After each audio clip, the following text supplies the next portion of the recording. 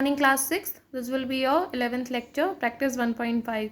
बेटा इस एक्सरसाइज में हम लोग राउंडिंग ऑफ के बारे में पढ़ेंगे कि राउंड ऑफ, ये आपने लास्ट ईयर भी पढ़ा होगा। Round of 10, round of 100, round of 1000, round of 10,000, वही हम लोग अभी भी करेंगे। ठीक है, तो सबसे पहले आते हैं क्वेश्चन नंबर 1 पे। क्वेश्चन नंबर 1 में आपको बोला गया जो भी आपको नंबर्स दिए हैं आपको उनको नियरेस्ट 10 तक राउंड ऑफ करना है। तो कैसे करते हैं वो हम लोग देखते हैं। बेटा जो हम लोग नियरेस्ट 10 में राउंड ऑफ करते हैं तो नियरेस्ट 10 में हम लोग देखते हैं पीछे की 2 डिजिट्स, जिसमें लास्ट वाले को करते हैं हम लोग 0। फिर हम लोग ये देखते हैं कि जो 2 डिजिट्स हैं वो किन टेंस के बीच में आ रही हैं। टेंस आपके 10, 20, 30, 40, 50, 60। ठीक है, अब जैसे यहाँ फर्स्ट पार्ट है, फर्स्ट पार्ट में 23, तो 23 आपके 2 टेंस के बीच में आ रहा है, एक 20 और दूसरा 30। अब 20 और 30 के जस्ट बीच का टर्म कौन सा है? 25। 5 ही आपका बीच में आता है। ठीक है, तो अब हम कंपेयर करेंगे कि जो नंबर है हमारा वो 5th टर्म जो आ रहा है, यानी 20 और 30 के बीच में 5th टर्म होगा 25, तो वो 25 से कम है या ज़्यादा है।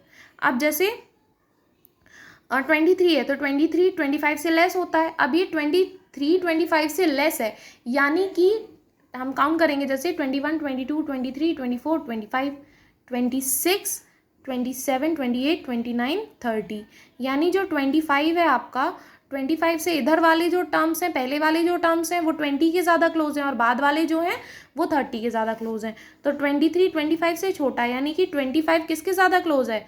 20 के रेदर देन 30। तो हम 23 को क्या लिख देंगे? 20।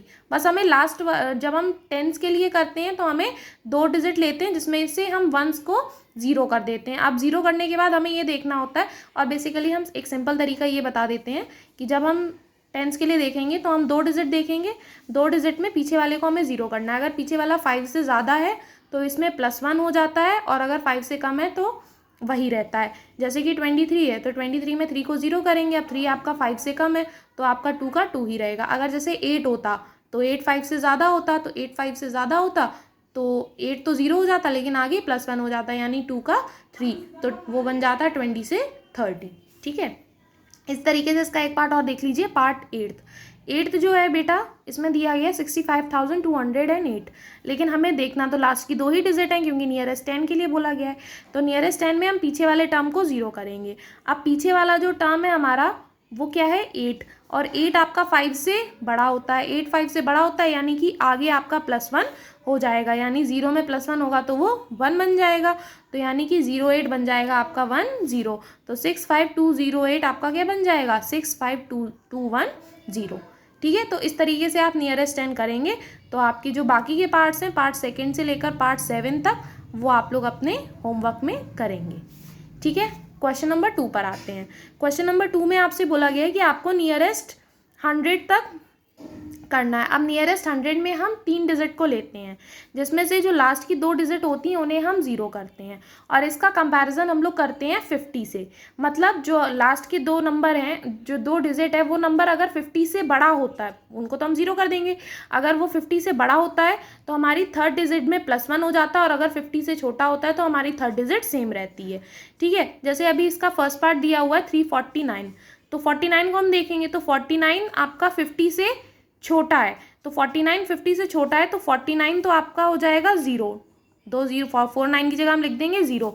अब क्योंकि ये छोटा है तो 3 का 3 ही रहेगा। लेकिन अगर जैसे होता है यहाँ पर 69 होता, तो 69 आपका 50 से बड़ा है, तो 6 और 9 की जगह तो 0 हो जाता, लेकिन 3 में 1 प्लस हो जाता, तो ये 300 ना होकर फिर किस में राउंड ऑफ होता? 400 में। ठीक है, क्योंकि भाई वही चीज़ है कि 349 तो 300 और 400 के बीच में आ रहा है। इसी तरीके से इसका 8th पार्ट देख लीजिए। 8th पार्ट में बोला गया है 8,34,829। अब हमें नियरेस्ट 100 करना है, यानी कि हम 3 डिजिट्स को लेंगे पीछे की, तो पीछे की 3 डिजिट को लेंगे और लास्ट वाली 2 को हमें 0 करना है। तो लास्ट वाली 2 हैं आपकी 2 और 9, तो 2 9 को हम 0 करेंगे, लेकिन उससे पहले हम 29 का कंपैरिजन करेंगे 50 से। तो 29 को अगर हम 50 से कंपेयर करते हैं बेटा, तो 29 50 से छोटा है, तो 29 50 से छोटा है तो 2 और 9 तो आपका 0 हो जाएगा, लेकिन फिर जो हमारी 3rd डिजिट है उसमें +1 नहीं होगा। यहीं पर जैसे अगर 79 होता, 79 आपका 50 से बड़ा होता तो 7 और 9 की जगह तो 0 हो जाता, लेकिन 8 में +1 होकर क्या बन जाता, वो 9। तो वो 800 में राउंड ऑफ ना होकर 900 में राउंड ऑफ होता, लेकिन अभी ये 800 के ज़्यादा क्लोज है तो आपका राउंड ऑफ किस में जाएगा, 800 में। ठीक है, इसी तरीके से क्वेश्चन नंबर 3 पर आते हैं। क्वेश्चन नंबर 3 में बेटा आपसे बोला गया है 1000 के लिए राउंड ऑफ करने पर, तो 1000 में कितनी डिजिट्स होती हैं, 4, जिसमें 3 0 होते हैं। तो 4 डिजिट्स हम देखेंगे और पीछे वाली 3 डिजिट को 0 करेंगे। जब हम 1000 में राउंड ऑफ करते हैं तो हम कंपैरिजन करते हैं 500 से, यानी कि जो हमारी लास्ट की तीन नंबर हैं वो हमारा 500 से बड़ा है या छोटा है। ठीक है, तो अब जैसे यहाँ इसका फर्स्ट पार्ट दिया हुआ है 1629, तो हमें 4 डिजिट हमारे पास है, लेकिन पीछे की तीनों को हमें 0 करना है, लेकिन पीछे की तीनों को हमें कंपेयर करना है 500 से। तो 629 हमें पता है कि 500 से बड़ा है। जब 629 500 से बड़ा है तो 629 की जगह तो 3 0 हो जाएंगे, लेकिन जो हमारी 4th डिजिट है उसमें +1 हो जाएगा। तो 1 में जब हम +1 करेंगे तो किस में कन्वर्ट हो जाएगा, 2 में। तो हमारा 1629 जो राउंड ऑफ होगा वो किस में होगा, 2000 में। ठीक है, इस तरीके से इसका 8th पार्ट भी देख लीजिए। इसमें दिया है 16,36,032, तो हम 4 डिजिट्स को देखेंगे, यानी कि 6032 को। अब इसमें से पीछे की 3 डिजिट हमें 0 करनी है, जो कि है 032। इसको हम कंपेयर करेंगे 500 से। तो जब हम इसको